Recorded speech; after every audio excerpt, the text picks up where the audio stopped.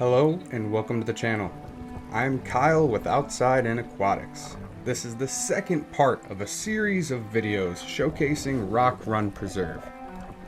This is located in Joliet, Illinois. Specifically, we will be focusing on the aquatic plants and fish in the area. Now, to call this journey harrowing would certainly be an exaggeration. But any exploration into nature can certainly be fraught with peril and excitement. So relax and prepare to behold the beauty of Rock Run Preserve. Our last part of the series, we focused on what seems to be the beginning of this stream. There we found some gorgeous red plants submerged in the high waters from recent rain. We speculated that they could be a version of Ludwigia, Hygrophila, or some other aquatic plant.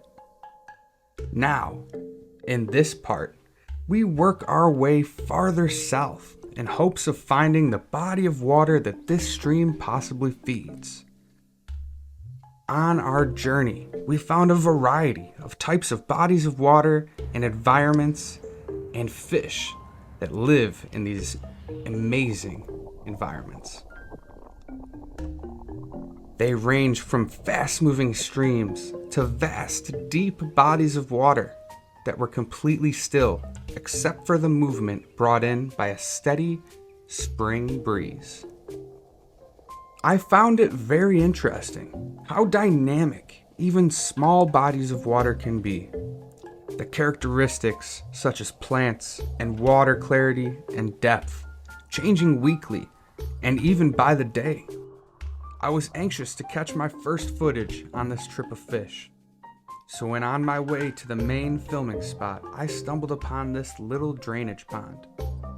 I saw shadows of fish swimming around, so I decided to dip my camera in for the first time, in hopes of catching a glimpse of what lurked below.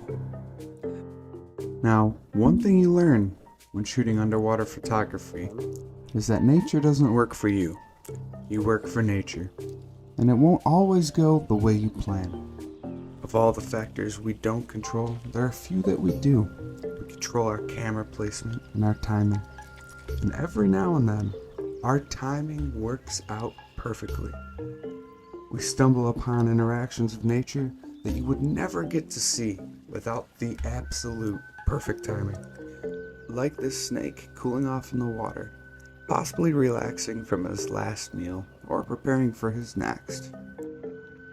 This group of fish is not taking a liking to the snake hanging out in their territory. So, they band together. Using the numbers, they swarm. But I don't think that's going to deter this snake from leaving its nice, cool resting area. So this is probably my second favorite part of the entire journey, was this part of the stream. This led right down to where that water snake was hanging out. And just seeing the fast-moving water flowing over this hairgrass-like plant was just a dream. Absolutely gorgeous. The light rays just radiating through the surface of the water.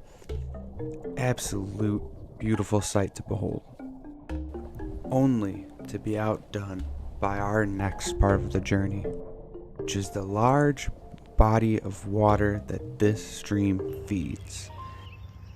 Now, just walking up to the edge of the water, you can see schools of tiny fish, possibly minnows, even baby fish such as smallmouth and largemouth bass in this pond here. You can also find bluegill, lots and lots of bluegill. You can come fishing here, and I myself have been fishing in this, and we're able to pull out plenty of fish. My daughter herself even caught one on our latest fishing trip here. It's just an awesome area to go see. Think A goose egg or a duck egg or something? something. Alright guys, so we just found what we believe is a goose egg. We found out that, I don't know, I basically Googled eggs of birds in the area, and based on the shape of it, it looks like a goose egg. Does it smell funky? Does it smell bad? Yeah, it does smell kind of funky. It might be dead on the inside. I mean, it was floating in the water. Yeah, maybe cooked. You gonna eat it? Scrambled goose egg? But we found it floating in the water, so I'm not exactly sure what that means for whatever's inside of it. But very interesting. In our last part of the journey, we are looking at a large field of Alodia crispus, or curly pondweed.